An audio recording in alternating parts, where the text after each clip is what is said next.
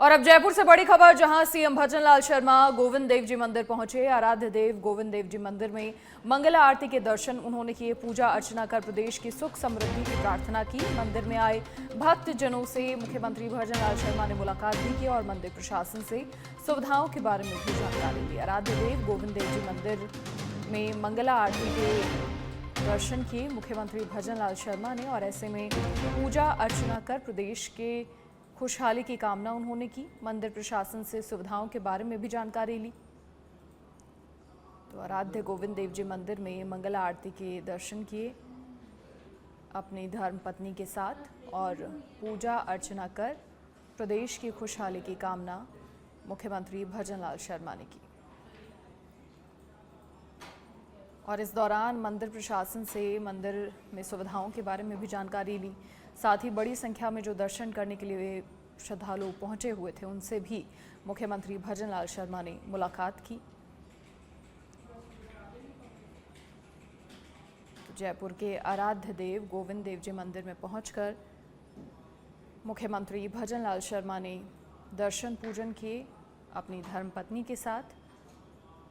बड़ी संख्या में पहुंचे लोगों से भी मुलाकात की और मंदिर प्रशासन से मंदिर की सुविधाओं के बारे में भी जानकारी ली। और अब जयपुर से बड़ी खबर, जहां मुख्यमंत्री भजनलाल शर्मा का कार्यक्रम प्रस्तावित है। शाम 5 बजे राजस्व अर्जन वाले विभागों की समीक्षा बैठक लेंगे। मुख्यमंत्री आवास पर मैराथन बैठक होगी। विभिन्न विभागों से जुड़े अधिकारी भी मौजूद रहेंगे। तो मुख्यमंत्री भजनलाल शर्मा का प्रस्तावित कार्यक्रम शाम 5 बजे राजस्व अर्जन वाले विभागों की समीक्षा बैठक लेंगे और मुख्यमंत्री आवास पर मैराथन बैठक होगी। विभिन्न विभागों से जुड़े हुए अधिकारी मौजूद रहेंगे बैठक में। अधिक जानकारी के लिए हमारे पॉलिटिकल एडिटर लाल सिंह फौजदार फोनलाइन पर जुड़ गए हैं। लाल सिंह, क्या कुछ पूरी जानकारी? देखिए, कई सारी मीटिंग्स होनी है, राजस्व अर्जन वाले विभागों की समीक्षा बैठक लेंगे सीएम, क्या कुछ जानकारी? देखिए मेरी साहब, बिल्कुल आज अहम मीटिंग जिसे हम कह सकते हैं, क्योंकि जो राजस्व अर्जन वाले विभाग हैं जिन पर सरकार की आय निर्भर करती है, ऐसे विभागों की आज समीक्षा बैठक करेंगे। क्योंकि लगातार जो आय व्यय का ब्यौरा है वो सरकार को रखना पड़ता है। कितनी आय सरकार को हो रही है, कितना खर्च हो रहा है, ये एक मैनेजमेंट होता है, वित्तीय मैनेजमेंट होता है। लिहाजा लगातार सीएम भजनलाल शर्मा विभागों की बैठक लेते हैं। आज उसी कड़ी में जो तमाम विभाग हैं जिनसे राजस्व अर्जित होता है, उन विभागों की मीटिंग रहेगी। सभी विभागों के अधिकारी इसमें मौजूद रहेंगे, एसीएस इसमें मौजूद रहेंगे, संबंधित विभागों के मंत्री भी इसमें मौजूद रहेंगे। और मुख्यमंत्री भजनलाल शर्मा कैसे और जो अर्जन वाले राजस्व विभाग हैं उन विभागों का अर्जन कैसे सही तरीके से हो और ज्यादा कैसे हो, इस पर फोकस किया जाएगा। और इसके साथ ही जैसा कि आपने देखा होगा मनीष, आज जो सीएम भजनलाल शर्मा ने अपने दिन की शुरुआत की वो गोविंद देव जी मंगला आरती के साथ की। और चूंकि आपने देखा होगा वो गोविंद देव जी उनके आराध्य हैं, भगवान श्री कृष्ण के आराध्य हैं। पोस्टी के लोठा में अपनी 30 साल पहले करीब जब उन्होंने यात्रा शुरू की थी अपनी समाज सेवा की, तो उन्होंने पोस्टी के लोठा से की थी। तो भगवान श्री कृष्ण को वो अपने आराध्य मानते हैं। उनके लिए अक्सर आपने ऐसी तस्वीरें देखी होंगी, चाहे गोविंद देव जी की बात हो या कोई शुभ काम करने से पहले पहुंचने का लौटा जाने की बात हो, गोवर्धन की परिक्रमा की बात हो, ये तमाम तस्वीरें सीएम भजनलाल शर्मा के जीवन के धार्मिक पहलू से जुड़ी तस्वीरें देखने को मिलती है। जी चलिए लाल सिंह, शुक्रिया तमाम जानकारी साझा करने के लिए आपका। तो विभिन्न विभागों से जुड़े हुए अधिकारी मौजूद रहेंगे और ये समीक्षा बैठकें लेंगे मुख्यमंत्री भजनलाल शर्मा।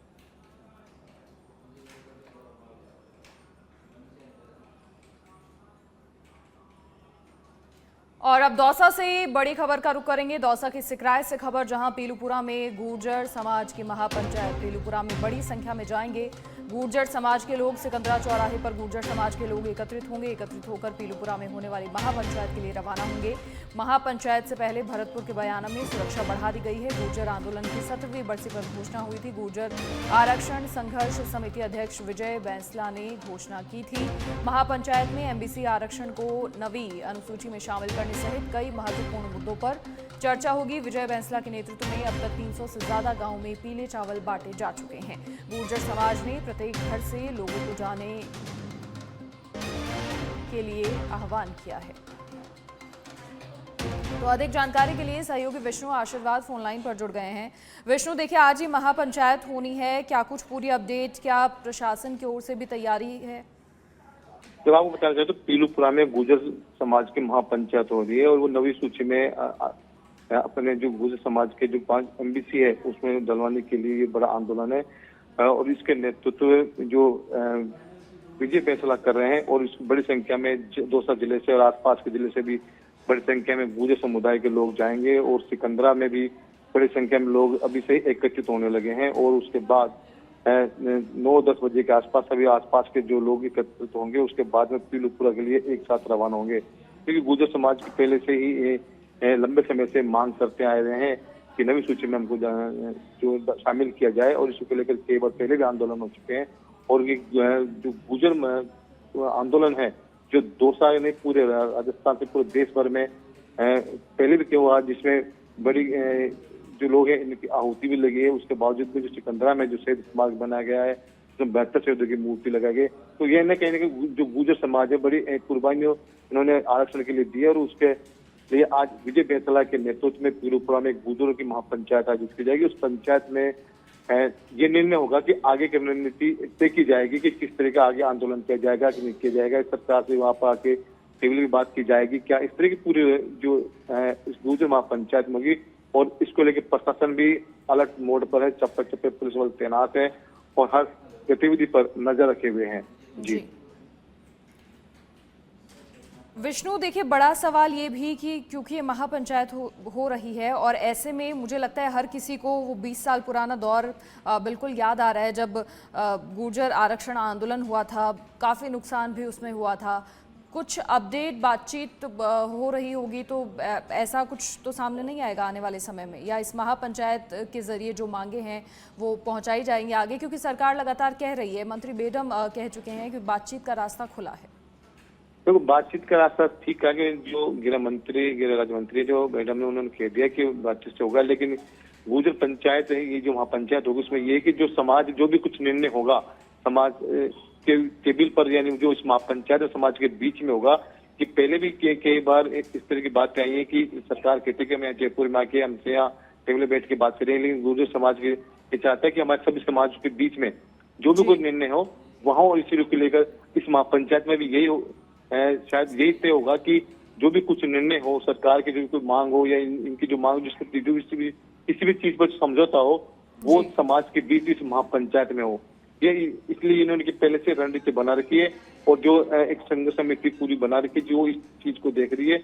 और विजय फैसला जी एक बार फिर वापस गुर्जर महापंचायत करके एक आंदोलन को रूपरेखा देने के लिए है, लेकिन समाज अब देखते हैं कि आने वाले ये वक्त बताएगा कि समाज के बीच में सरकार का जो क्या निर्णय रहता है, इनमें किस टेबल पर क्या क्या बातें होती है, क्या क्या समझौते होते हैं या होते हैं या नहीं होते हैं, ये पंचायत महापंचायत जो शुरू होगी उसके बाद में निर्णय होगा। लेकिन जो भी गुर्जर समाज होगा, जो समाज के बीच में जो भी निर्णय होगा वो सरकार को बताया जाएगा। और चलिए विष्णु, बिल्कुल शुक्रिया तमाम जानकारी साझा करने के लिए आपका। तो सिकंदरा चौराहे पर गुर्जर समाज के लोग एकत्रित होंगे और महापंचायत होगी। बड़ी खबर का रुख करेंगे ग्राम पंचायतों के पुनर्गठन से जुड़ा हुआ प्रकरण। ग्राम पंचायत परमानपुरा को प्रस्तावित नई ग्राम पंचायत बनाने का मामला है। मामले में राजस्थान हाईकोर्ट ने राज्य सरकार को आदेश दिए हैं। प्रस्तावित नई ग्राम पंचायत की अधिसूचना जारी नहीं करने के आदेश हैं। जस्टिस अशोक कुमार जैन, जस्टिस मुकेश राजपुरोहित की खंडपीठ ने आदेश दिए हैं। बड़ी जानकारी, बड़ी खबर। प्रस्तावित नई ग्राम पंचायत की अधिसूचना जारी नहीं करने के आदेश दिए गए हैं। जस्टिस अशोक कुमार जैन, जस्टिस मुकेश राजपुरोहित की खंडपीठ ने आदेश दिए हैं।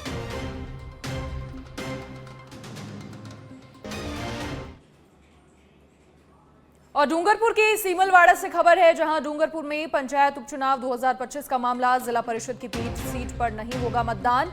जिला निर्वाचन अधिकारी ने चुनाव प्रक्रिया को शून्य घोषित किया है। निर्वाचन नामावली में हुई गड़बड़ी के चलते शून्य घोषित किया है। पीठ से कांग्रेस उम्मीदवार ने की थी जिला निर्वाचन अधिकारी को शिकायत। राजस्व गांव की नामावली को पीठ वार्ड में सम्मिलित करने की शिकायत थी। वहीं जिला परिषद सीट कुआं सीट पर होगा मतदान। जिला निर्वाचन अधिकारी ने चुनाव प्रक्रिया को शून्य घोषित किया। ये बड़ी जानकारी, बड़ी खबर। निर्वाचन नामावली में हुई गड़बड़ी के चलते शून्य घोषित किया गया। डूंगरपुर में पंचायत उपचुनाव 2025 से जुड़ा हुआ ये मामला डूंगरपुर के सीमलवाड़ा से खबर है, जहां जिला परिषद की पीठ सीट पर नहीं होगा मतदान। राजस्व गांव की नामावली को पीठ वार्ड में सम्मिलित करने को लेकर मामला। वहीं जिला परिषद सीट कुआं सीट पर मतदान होगा। डूंगरपुर के सीमलवाड़ा से ये बड़ी जानकारी, बड़ी खबर। डूंगरपुर में पंचायत उपचुनाव 2025 का ये मामला।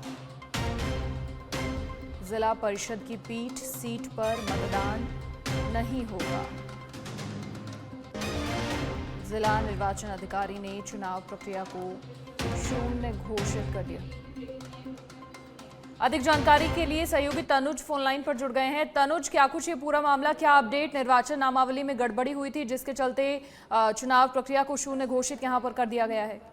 मनीषा, उपचुनाव पंचायती राज उपचुनाव में जिला परिषद की जो पीठ सीट थी जी, उस सीट में एक राजस्व गांव था जिसको गलती से जोड़ लिया था और उसकी निर्वाचन की जो लिस्ट थी उसको लेकर विवाद उठा हुआ था।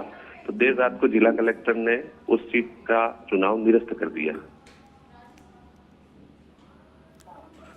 और अन्य सीटों पर चुनाव आज जारी रहेगा, जिसमें हुआ सीट के लिए चुनाव जारी रहेगा। वही आसपुर पंचायत समिति की बंदखोड़ा सीट के लिए भी चुनाव जारी रहेगा। चलिए, शुक्रिया तनु जानकारी साझा करने के लिए। तो फिलहाल बड़ी अपडेट, जिला परिषद की पीठ सीट पर मतदान नहीं होगा। जिला निर्वाचन अधिकारी ने चुनाव प्रक्रिया को शून्य घोषित कर दिया है। ये बड़ी जानकारी, बड़ी खबर। निर्वाचन नामावली में हुई गड़बड़ी के चलते शून्य घोषित किया गया है और जो अन्य सीट है वहां पर चुनाव जारी रहेगा।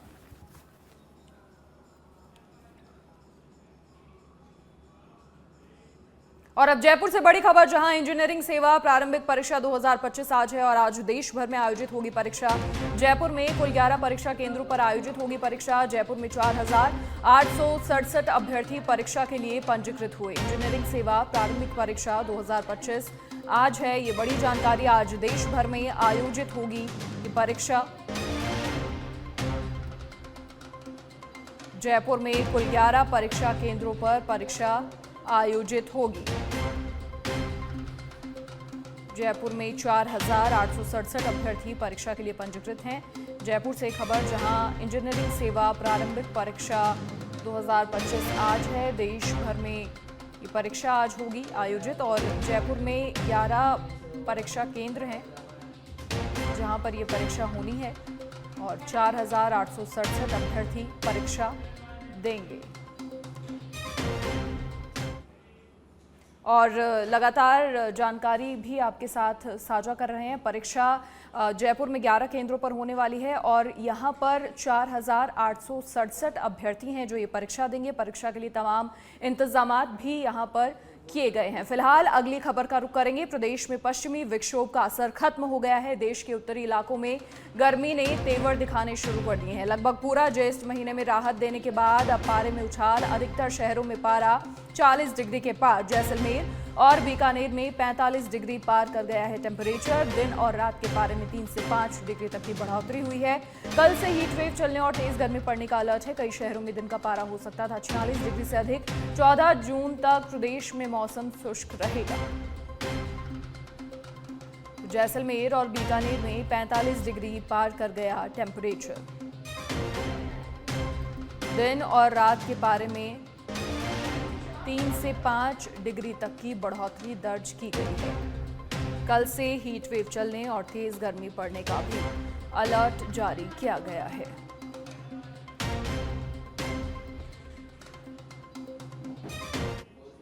और अब झुंझुनू की गुढ़ागौरजी से बड़ी खबर, जहां फेरों से पहले दूल्हे ने की फॉर्च्यूनर गाड़ी की डिमांड। फॉर्च्यूनर गाड़ी के लिए फेरे छोड़कर फरार हुआ दूल्हा नीतीश। भोड़की में पाटन गांव से बारात आई थी।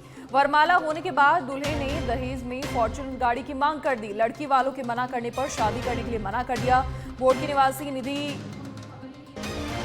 की पाटन निवासी नीतीश के साथ शादी होनी थी और फेरों के समय दूल्हे ने फॉर्च्यूनर गाड़ी की डिमांड कर दी और जैसे ही मना किया गाड़ी देने के लिए तो फेरे छोड़कर ही चला गया दूल्हा। भोड़की में पाटन गांव से ये बारात आई थी, जहां भोड़की निवासी निधि की पाटन निवासी नीतीश के साथ शादी होनी थी और फेरों के समय फॉर्च्यूनर गाड़ी की डिमांड कर दी गई दूल्हे की ओर से, और जब मना किया गया तो शादी करने से मना कर दिया।